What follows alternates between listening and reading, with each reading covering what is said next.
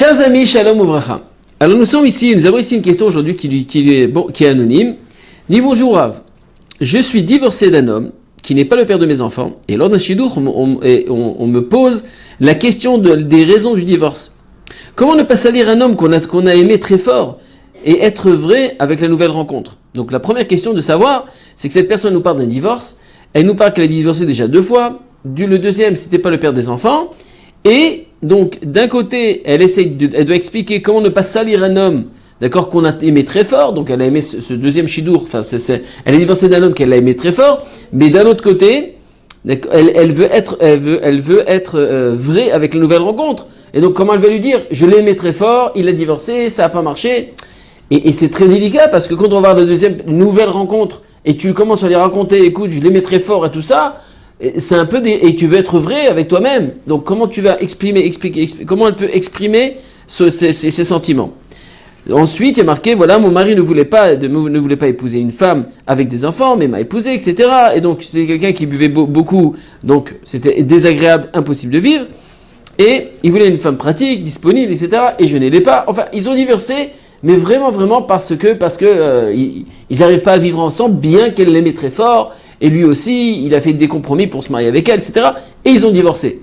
Maintenant, le souci de la grande question est de savoir comment je vais présenter ça au nouveau shidour, au nouveau candidat. Et lui dire, en sachant que j'ai envie d'être une femme qui est vraie, qui dit la vérité, etc. Deuxième question qu'elle pose, je ne veux pas en parler lors d'une nouvelle rencontre. Je ne veux pas parler. Pourquoi? Parce que comment ne pas donner une mauvaise impression du fait que j'ai divorcé déjà plusieurs fois. Donc, il y a 2 problèmes ici. À la fois, si maintenant elle commence à en parler, d'accord, elle veut être vraie vis-à-vis de la personne du candidat. Deuxièmement, si elle raconte maintenant tout ce qui s'est passé et tout ça, elle va dire, attends, elle va avoir une mauvaise image vis-à-vis du nouveau candidat, que voilà, elle est divorcée déjà 2 fois, et bien qu'elle aimait, voilà donc lui, il peut être un peu effrayé et dire, attends, mais si elle est déjà divorcée 2 fois, avec tout ce qui s'est passé, c'est possible que même moi, je peux tomber dans le piège, et à la fin, ça va pas marcher aussi. Donc c'est une femme qui peut facilement divorcer. Et donc, comment elle va exprimer ses sentiments au niveau candidat?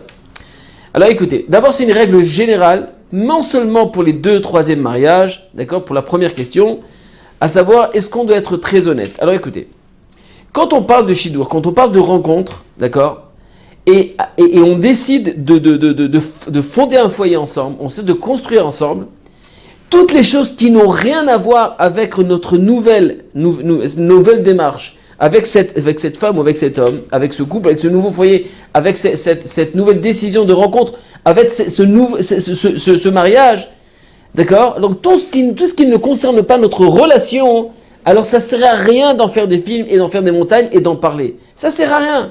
Un type, imaginez un peu, le type il vient pour se marier, il décide, la fille lui convient, tout est bien pour construire, pour créer. Ça y est, j'ai décidé, je veux me marier, je veux construire un foyer, etc. etc. Donc, c'est des bonnes décisions. Maintenant, qu'est-ce qui se passe? Je dis, tu sais quoi? Je voulais te raconter qu'il y a 5 ans, j'ai eu une aventure exceptionnelle et je l'aimais tellement. À quoi ça sert? À quoi ça sert puisque ça n'a aucune afkamena, ça ne sert à rien dans notre maintenant nouvelle relation. C'est pas une chose qui va apporter, qui va être positive dans notre relation. Donc, tout ce qui est négatif dans cette relation, ça sert à rien d'en parler. Maintenant, vous allez me dire, oui, mais il faut être honnête, il faut être vrai. C'est vrai. Et mais je n'ai pas menti. La personne peut dire, écoutez, j'ai 35 ans, j'ai fait le tour du monde, eh bien ça se comprend. On peut comprendre qu'une personne qui a 35 ans, qui a fait le tour du monde, il s'est passé des choses. Donc c'est à toi maintenant de prendre tes précautions, de dire, est-ce que je rentre dans ce shidour ou je rentre pas dans ce shidour? Une personne de 39 ans, 42 ans qui veut se marier, elle te dit qu'elle a été divorcée 2 fois, on t'a entendu qu'elle a divorcé 2 fois. Ok? Mais non, ça s'arrête là. Qu'est-ce que maintenant on a besoin de savoir? Comment? Qu'est-ce qui c'est? Tu l'as aimé? Tu l'as pas aimé? À quoi ça sert? C'est à moi de décider. Il y a une femme qui a divorcé déjà 2 fois. Est-ce que je rentre dans le shidour ou je rentre pas? Maintenant, si ça me convient, parce que maintenant j'entends qu'est-ce qu'elle est aujourd'hui? Elle a fait teshuva. Où est-ce qu'on en est dans sa démarche aujourd'hui? Parce que même si maintenant j'entends qu'une personne c'était un tzaddik et tout ça, mais aujourd'hui où est-ce qu'il en est? Une personne maintenant qui a fait teshuva. Donc ça se comprend, on sait ce qu'il sait. Une personne teshuva, ça veut tout dire. Maintenant, une personne qui dit, voilà, j'ai fait l'armée, j'étais responsable de 3 petits points. Mais il n'y a pas de problème. Donc c'est à nous de savoir maintenant quelle était la position, d'accord, c'est-à-dire la personne, est-ce qu'elle était religieuse, elle n'était pas religieuse, elle était comme ceci, elle a fait, quel métier qu'elle a fait, etc., etc. Et suivant le critère de la personne, c'est-à-dire les suivants de tout ce qui entoure, c'est-à-dire tout son vécu, d'accord, de façon générale, c'est à moi de décider, est-ce que je rentre dans cette histoire ou je rentre pas. Mais après que j'ai décidé de rentrer, je vous assure, ça n'a aucun effet, ça ne sert à rien de raconter et de donner tous les détails de tout ce qui s'est passé depuis le CP jusqu'à l'âge, jusqu'à aujourd'hui. Pourquoi? Parce que il n'y a aucune nafkamina dans notre relation. Si maintenant je dis voilà, j'ai fait ceci, j'ai fait la carrière et tout, ok, très bien. Mais non, alors vas-y. Alors dès quand est-ce que tu as transgressé Shabbat? Quand est-ce que tu as fait ceci? Quand est-ce que tu as insulté tes parents? Mais tu vas rentrer dans l'état, il faut être net.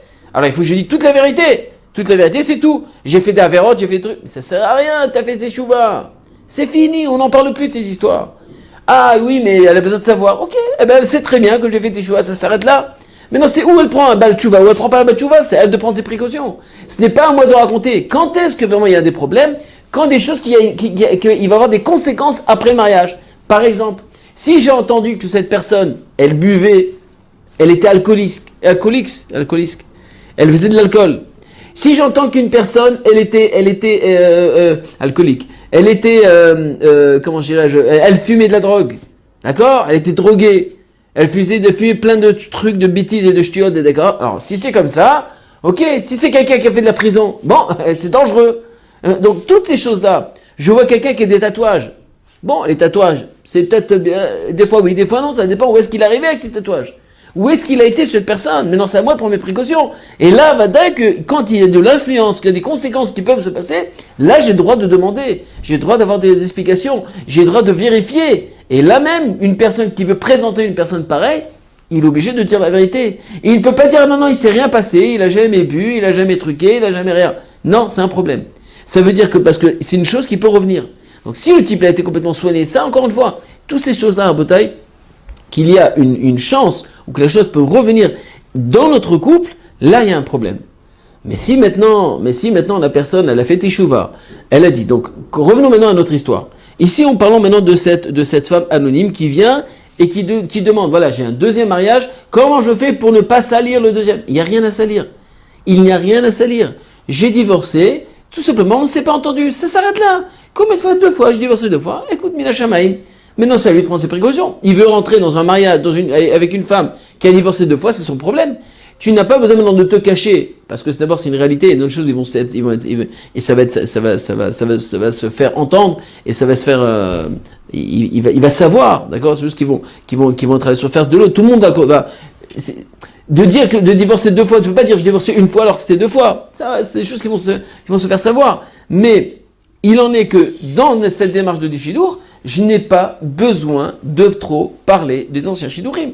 C'est à lui de prendre ses précautions. C'est à lui de savoir. Moi, je n'ai pas menti. Voilà, j'ai divorcé 2 fois. On a divorcé, on ne s'est pas entendu, ça n'a pas marché.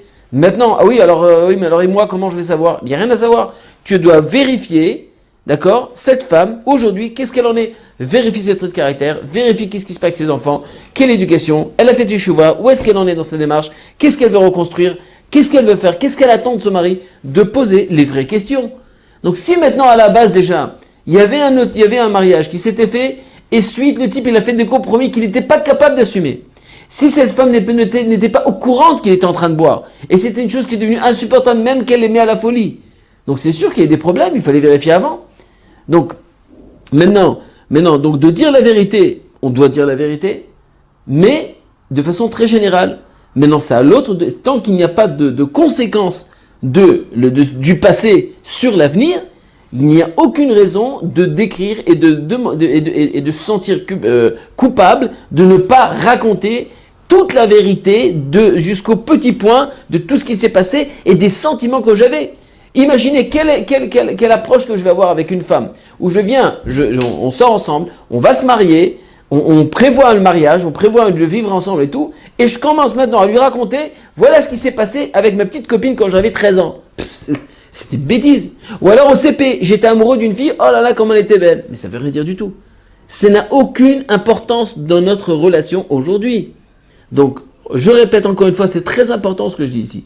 c'est de savoir que toutes les choses qui ne concernent pas notre relation aujourd'hui, qu'il n'y a aucune de nafkamina, c'est-à-dire qu'il n'y a pas de, il n'y a pas de conséquences donc le passé n'a aucun problème de conséquence, il n'y a aucune conséquence, le passé n'a aucune conséquence sur notre relation, ça sert à rien d'en parler. Ah, mais par contre, oui, voilà, voilà ce que j'aimerais faire, voilà ce que j'ai toujours aimé, fait et j'aimerais faire. Oui, ça nous concerne. Les parents, voilà, mes parents sont comme ça et comme ça. Oui, parce que je vais vivre avec mes parents, il faut que je fasse, on va avoir des relations avec les parents. Donc toutes les choses qui concernent notre relation et qui va concerner notre relation dans le futur, ça sont des choses qu'il faut savoir, qu'il faut en parler. D'accord? J'ai été éduqué d'une certaine façon, j'aimerais éduquer mes enfants d'une certaine façon.